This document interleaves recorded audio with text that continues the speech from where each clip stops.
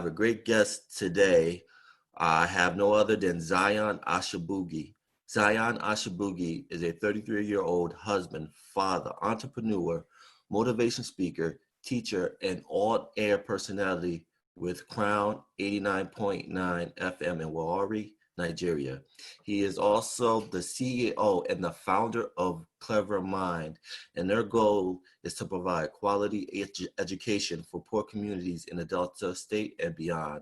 So I had the opportunity to talk to him about his struggles growing up in poverty, but through education provided him the opportunity to lay the foundation of hope for his family and for the thousands of orphans. He provides the possibility through his time and resources. It means you are feeling the way Fejiro is what? Feeling. So you have empathy. Are you seeing it now? Yes. Empathy is to feel the way somebody is feeling. How are you doing over there in Nigeria? You know, with coronavirus, how's the family? How's the school? How's the kids? Has it affected you guys? Well, I am talking from Warri, Delta State, Nigeria, and the coronavirus has not been fair to anyone. I mean, you know, our school has been on lockdown, and you know, our school represents orphaned and underprivileged children. And since the coronavirus, they've not been able to learn. So it has affected us. We have developed new means and new methods to go into the poor communities to continue what we do. But as for my family, we are great and grateful. We had a baby, so congratulations. That helps us. Yeah.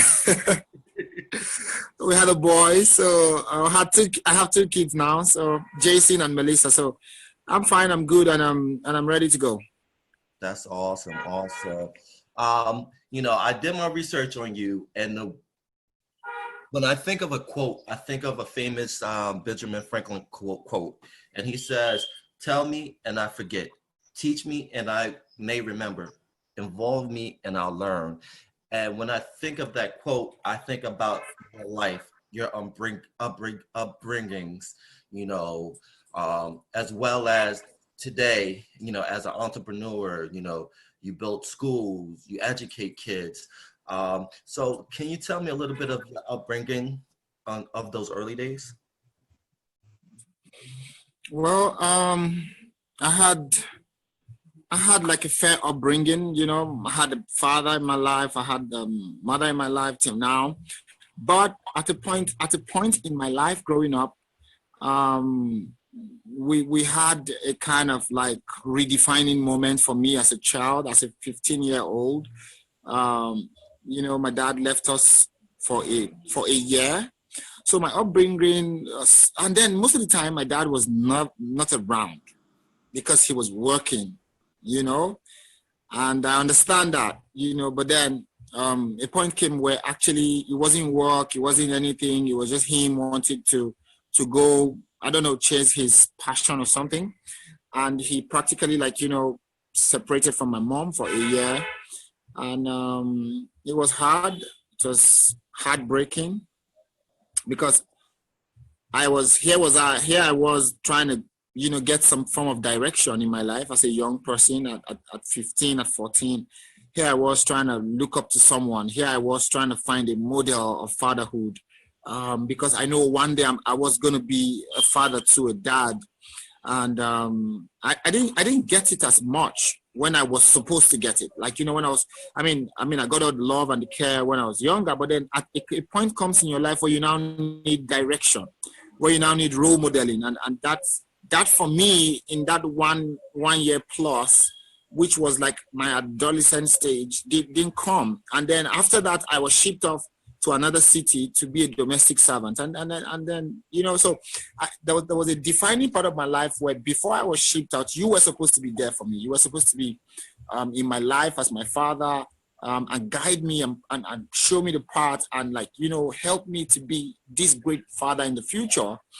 But at the time you abandoned us, my dad, and then came back, I was already gone. I was already a domestic servant. I was already a domestic slave in another city, you know. And then it took over 6 years for me to see my dad again. So it was a trying time growing up. It was bitter, it was sweet, but for most of it, it was just lack of direction. And that's important too. I know your mom played a real impact on your life. Can you talk about your interaction with your mom? Like, I know, like I said, she was very, she was working, but she was also active. Like, you were involved with a lot of that work that she did. So can you talk about that dynamic? Well, my mom was my mom was a dad and a mom, because that's why whenever we celebrate Father's Day, I celebrate my mom too, because like she was also a dad, even if she wasn't having the masculine features, but she played the role of a dad too. Talk about this was my relationship with my mom is so deep. We had to do certain things to survive because we didn't have a dad in our life for like a year plus. So we had to, I don't know if you know what it means to hawk. Yes, like I do. what it means to, yeah. So so we had to sell stuff on the street. We had to put things on our head. We had to, hawk plantains and hawk. We had to go through almost every like domestic kind of like child labor. Right. Yeah, but it wasn't deliberate from her end. It was just we needed to eat, we needed to survive, we needed to put food on the table. So our relationship with her was kind of disciplinarian because she didn't want us to go the wrong way, and then secondly she was kind of hard on us, right, because she was also not wanting us to go the wrong way. And then when it comes to feeding the family, she involved everybody. She made sure you also went out to look for daily bread. So looking for daily bread was a shared responsibility from mother to children. Right.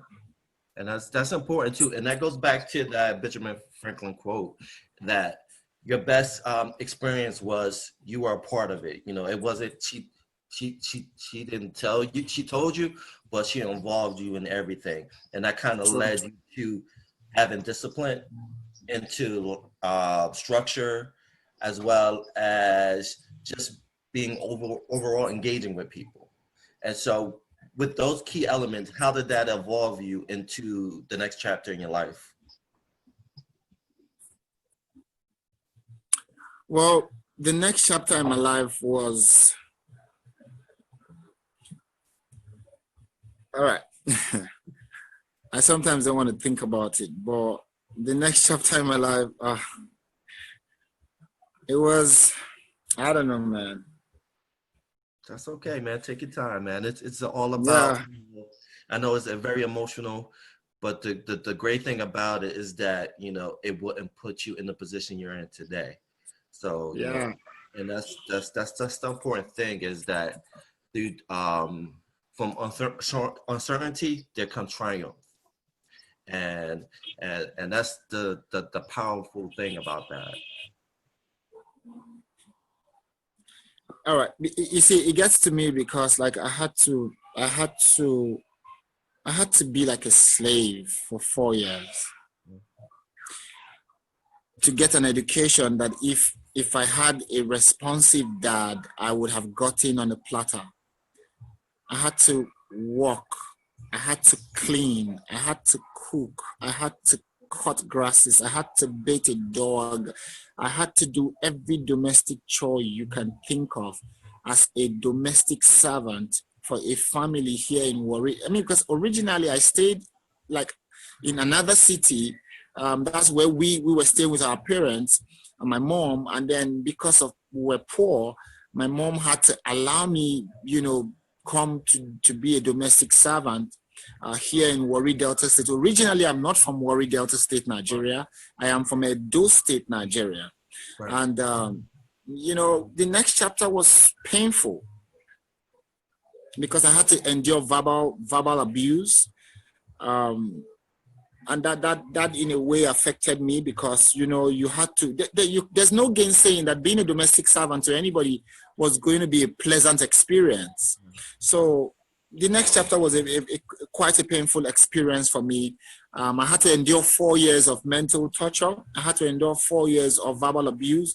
I had to endure 4 years of of living as a second-class citizen in my own country, you know, and I was 16 at the time when I became a domestic servant. So, I mean, you could imagine a young boy that was naive and didn't know what he was doing. The only exchange I got for being a domestic servant was education.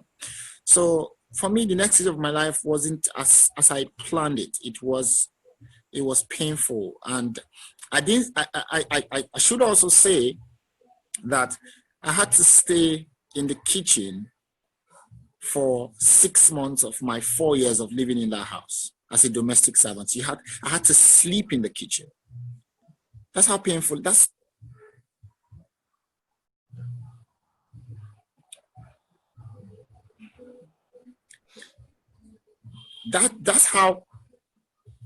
what poverty does to you. That's what you not having a dad that can take responsibility, that's what it does to you. Like, you know what, when people don't take responsibility as fathers, it cripples the family structure. But through negativity, you challenge that negative energy through education to do great things. So how was that process of using education as that fuel, that drive, so you can better yourself? Yeah, you know, when I was the only thing I said, like I said, that I got from, like, you know, being a domestic help was education. And you know, my parents said, don't pay us any money for our son. I mean, it's bad enough that he's a slave to you, but don't pay us any money. Just send him to school. So the only thing I got from that experience, you know, for 4 years, from when I was 16 years old to 20 years old, is education. You know, I got education, and I told myself, education now unlocked my mind to possibilities.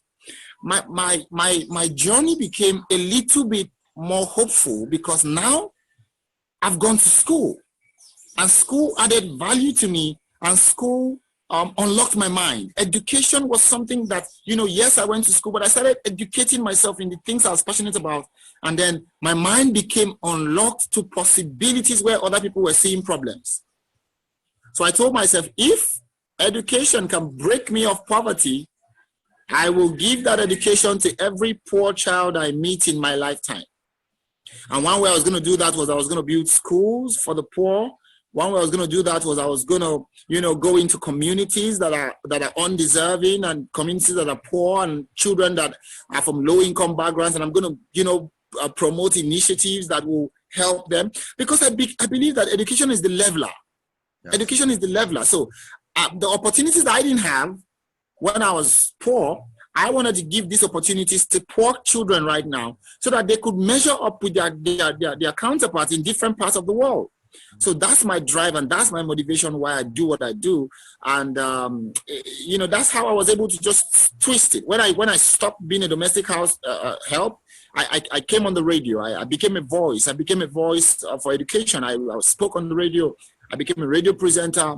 I did that for 6 years, and then I started my first school. And you know, now I'm planning to build that up and make it a proper structure for the kids. You know, so I just turned my pain into profit. That's awesome. And can you talk about that power of affirmation when that comes to when your kids, your students see greatness, as well as your children see that? Tell me how that power, you know, affects you, display on the kids. Can you talk to me about that a little bit? Yeah, you know, I believe in affirmations a lot. I believe in, you know, just affirming my truth and affirming my possibilities. And I have been able to, I mean, the kids see it. If you see the energy and the stuff in our school, the kids are so, like, they feel it. They could see I love them from my heart. And that's why I transfer that energy to them. I make them affirm stuff. I make them understand that poverty is mental. We will break it here. Well, now, because most of them are coming from abusive homes, most of them are coming from disruptive backgrounds, most of them are coming from one-parent home, most of them are coming from homes where the fathers have abandoned them because they are girls, most of them are coming from homes where the fathers are molesting them. But when they come to school, they come to a place of hope. They come to a place of possibilities. They come to a place where they are safe. And that's why I make them affirm, and that's why I transfer the energy in me to them. because I don't know what they'll become tomorrow, but I know they'll become something greater. So when it's all said and done, they will be able to say, you know what, I'm able to compete globally because I was given a quality education for free. Poverty shouldn't be a barrier anymore.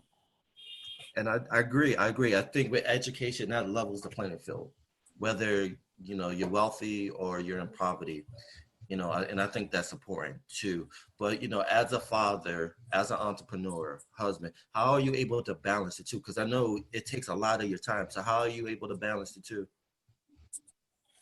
Okay, so I already had the bad experience of not having, you know, a very, very, you know, stable dad. So what I do is I have my daddy days. I first of all, I created what I call daddy days. You know, I don't care where I am and where I go to. I must be around for daddy. You know, so because I want to be there for my child physically. I want to be there for my child emotionally. I want to be there for my child financially. But I want to also invest in my child such that my child can also live in a world and have a sense of responsibility. Right. So how I balance it is simple. I make sure that I create deliberate time for my children, deliberate time for my wife. And I also make sure that I go the extra mile to provide for them, and not just provide for them and just be a provider. I want to also be responsible to them. Right. Because love is an action word. Like you said, that is not a noun, it's a verb. But it's true. I try to implement that as a verb, but you know that was taken, so I had to use that. It's not a noun. Yeah. For copyright infringement. I did like video. I'll call you back. But it's very true. It's about the action. You know, a title is not given; it's earned, and it goes back to the crown. Like, you know, anyone can have a crown, but it's a symbol behind that crown. You have to earn the symbolic meaning of that crown.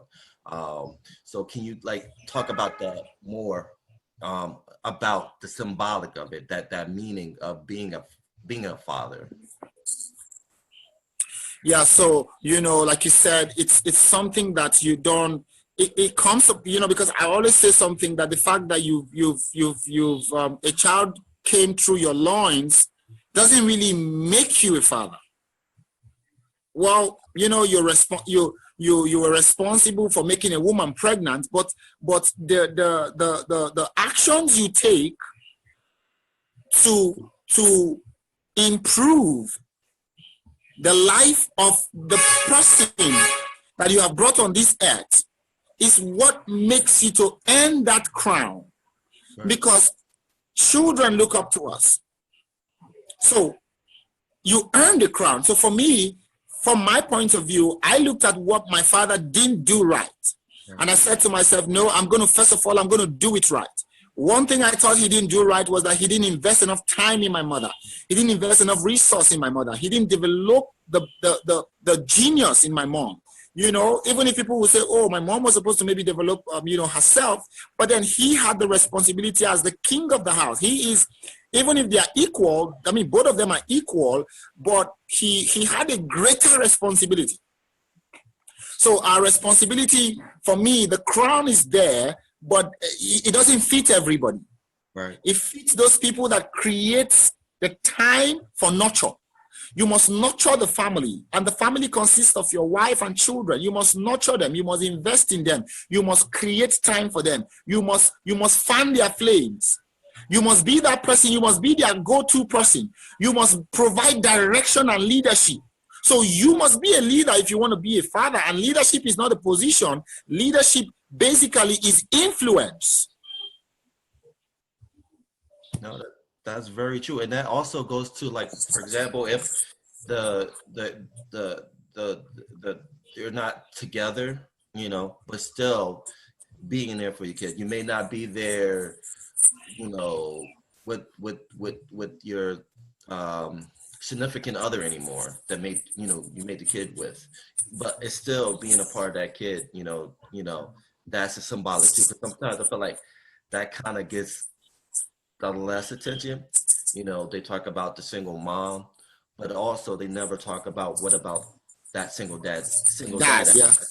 And I think that's one thing that in the American media kind of gets misconstrued, is that you hear, oh, you have 50% of mom that's single, then you know, then that means 50% of dads is not in their child life, which is a false narrative, because she could be single, she could be a single mom, but the father is still in a child life. So how do you kind of change that perception? You know, even though you have this happy home, but there are single Black fathers that's handling their business.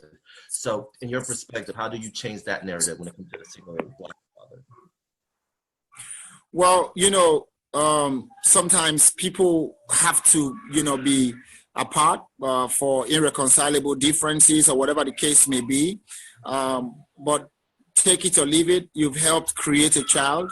A single, I also sympathize and I also empathize with single Black fathers, because they do a lot also to compensate for the time that the children may miss, because even if they contribute financially through child support, and then they have limited hours to see the child, depending on who has custody of the child. But if it's the mother, the narratives, first of all, is that people need to start paying more attention to the Black dads, to the single Black dads, because take it or leave it, they also need to be talked about. They also need to be cared about. All the attention is going to the single moms, but I know why that happens some of the time is because most of the fathers don't play a significant role in the lives of the children. Right. Most of the fathers don't take out time to go to the mailbox and drop a check for children that they help create. They brought these children to life and they don't play that role. I get it. That's why most of the time they channel all the energy to the woman. But there are fathers that are not with their children today that are responsible. I must commend them. I must salute them. I must doff my heart to them. There are fathers that for one reason or the other, they had to part ways with their wives or with their girlfriends, but there's a child that they are taking care of, and they are making sure that child goes to school, has enough to eat and drink, and is cared for. I salute them. I salute them. I salute them. With all the courage in me, I salute them. And I say to them, don't give up. Don't let the narrative make you weak. As a single Black father, you're doing your best. And sometimes the single Black fathers do their best and the mothers just douse all the efforts. Yeah. But I salute them. I really encourage them. And I know one day the narrative will change. But for now, for the responsible ones, let them keep what they're doing up. For those that have been, behind in some of the things that they were supposed to do, they can make it up.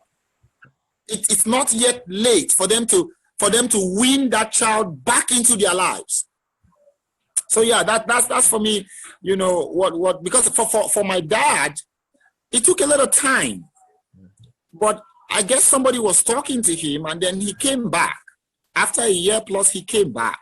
Right, so there's still a possibility of a comeback power inside every single dad that has not been responsible.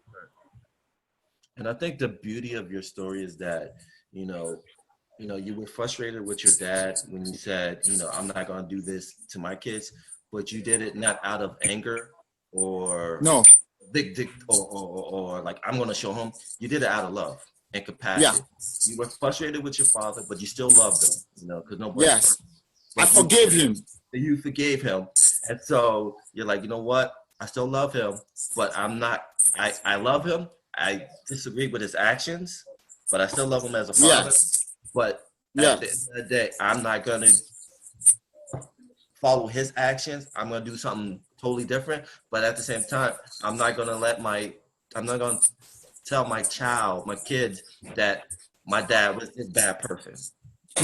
No. And that's why I admire you, and I admire you for that, is that you're doing it out of love. You're not doing it out of anger. You're doing it out of true love. And you can see that with your kids, and then also with your students too. So how did you get that? How did have that sense of empathy, that power of love, that, you know, nobody's perfect. You know, we're sometimes we'll get angry, but you challenge that anger and frustration to love. So how did you learn that? How did you incorporate that in your everyday life? How did you teach that to your students? Because a lot of people don't have it. It's like you have it or you don't have it. Yeah, yeah. I think a lot of people do have it, but they've not cultivated it. Right. Because I also felt the frustrations that they may be feeling right now. So somebody might be watching me right now and feeling that frustration of the fact that, you know what, I'm gonna paint my husband or my husband black before the kids, because, you know, they want to look good in the eyes of the kids and they want to make the man look bad, right? I grew up seeing loads and loads of issues, but it was a decision. And also I had mentorship. I had mentorship from a very great man. His name is Pastor Glenn. I grew up here in Warri from a fact that I had different people that played the role of my foster moms and dads, because I came into a town where I had no father, no mother. Right? My father and mother were in another town when I came in to be a domestic servant here. I had no father, no mother. Right. So I now understood. I became empathetic, seeing that there were reasons my father took the actions he took, even if I disagree with them. Right. But I shouldn't hold a grudge forever with him because of that. So I said to myself, I'm going to love him despite. I'm not going to follow his actions. I don't endorse his actions. But I'm going to love him because I didn't choose it. I didn't choose to have him as a dad. And that's what God brought to my life. So I'm going to love him. I'm going to, you know, honor him. And also biblical principles helped me, because the Bible says, honor your father and your mother. They didn't give me no choice to hate him.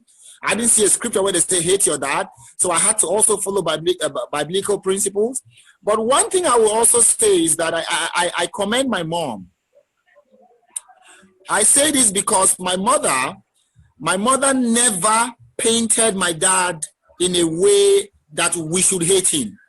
So a lot of the roles come from the mothers. I know some dads might not be responsive and responsible and committed to their role as fathers, but if every mother can, at least for the sanity of the child, don't play this narrative of your father is a bad man. That's one thing I commend my mom for. She didn't use that narrative too much on us. She told us some of the truths, but she didn't beat the narrative too long. Right. So yes, he was messing up. Yes, he was misbehaving, but we didn't know about all of them, and we just lived our lives. So when I grew up to the point where I knew, I said, you know what? I'm just going to forgive him and love him. I didn't want to carry bitterness into my home. I didn't want to carry bitterness from my dad into my home. So I just dropped it. And that's the one thing, is bitterness is like a plague, because if you bring bitterness to your home, it affects, you know, your significant other. It affects your kids. Even though you don't say nothing, they can feel your energy that, you know, you're bitter, and it feeds out there, and it's unhealthy. And, you know, I totally agree with that. Also, when it comes to family structure, I think the big thing when it comes to family structure is the hierarchy, because every family has that foundation, you know, whether it's their father, mother, there's always a structure in place, because that leads to legacy. So what does hierarchy mean to you when it comes to the family sense? Now, if I can get the question better. Okay. No, when you think of hierarchy, you think of like monarchs. Yes. But when I think of hierarchy, I think of the family sense. You know, you have that foundation that starts from grandparents, and then parents, then it leads to your kids, but leaving that legacy that lives on. Because at the end of the day, when we're gone, the only thing we have is our last names. That last name will go on. So when it comes to that, what does that mean to you in the sense of family, the importance of hierarchy, last name, legacy? What is that important to you? How's that important to you? Well, for me, the only thing I'm going to have left after all this is said and done is going to be my name, you know, and that means a lot to me, because I want to live a kind of, I want to be like a monarch that is respected from generation to generation, because I didn't steal my crown. I didn't buy my crown. I earned my crown. So I didn't play no gimmicks to get the crown. The children crowned me king. They crowned me. They said, you know, Daddy, this is your crown. We give it to you. So it means a lot to me. It means so much to me. My last name means so much to me. The legacy means so much to me. So that's why I don't want to do anything to drop, you know, in the standard or anything below my integrity level, to leave a good last name for my children, and not just to leave a good last name for my children, for me to also transfer that monarchy and the hierarchy to them, such that they understand that in the structure, the family is important, your name is important, but what you become is important. So for fatherhood, for me, I just really want to make sure that every single time I look at my kids and they look at me, they keep saying in their minds, you earned this crown. You earned the right to be called daddy. You earned the right to be called father. You earned it. You earned it. And that's what I'm working towards. And it keeps me on my toes. It keeps me on my toes. And that's important. And that's important that, you know, you keep that structure in place. Last question. All right. Okay. This is you. You have a pen and paper. If you had, what would your love letter to your kids? What would you say? If you're sitting down right now, pen and paper, and you're writing a love letter to your kids, what would it say? I'm going to say, love yourself so much, develop yourself so much that you'll be relevant in any economy and with anybody.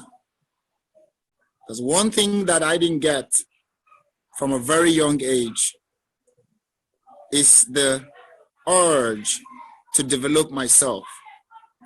So I'm going to transfer to my kids and say, keep growing, keep learning. My definition of love is self-development. My definition of love is have all the global tendencies that can make you thrive anywhere in the world. We already have a bad name, Africa. We already have a bad narrative. We already are called a third world country. And I gave birth to you all in a third world country, but you can have a first class value. You're born in a third world country, but you can have a first class value system. You can have a first class attitude. So developing yourself to meet with global standards is the only thing I'll say to you in a love letter. Melissa, Jason, work on yourself so much that you'll be relevant from generation to generation, because that's one thing your father didn't start doing early. I started doing it when I was 25. Do it early, my kids. Do it early, do it now, and live a blessed life after now. I love you, I love you, I love you. I love that. And that's going to end it right there. I don't want to say anything after that. You know, that's powerful, man. That's a beautiful thing. My brother Zion, thank you for this conversation. You're always welcome, because I love our interaction. You know, since that first day we had that conversation, and it's a beautiful, and hopefully it's long term, because, you know, this is something that we need as Black men, even though, you know, I'm in America, you know, you're in Africa, but this conversation between two Black men is important, because sometimes, especially, we have misconceptions of each other, you know, because what the media tells us. But having conversations like this is important to open up that dialogue, that invitation back and forth. And I appreciate you, and I value you, and I love you, Black man to Black man. I think we need to tell that to each other, because you know, we live in a world where we don't say that. We say that kind of funny vibe. So there's nothing wrong with saying to another brother, you know what, I love you, and I cherish you. True. We need that, man. I love you too, man. I love your spirit. I love your vibe. I love everything about you. And I love the fact that you were also able to turn your pain into profit. And I love the fact that you associate with us here in Nigeria. You know, some people don't. So thank you so much for reaching out to another African brother. And, you know, just keep doing the good you do. I really love you, Ishmael. Thank you, brother. Thank you, man. Like, again. All right. I'll talk to you later, bro. All right. All right.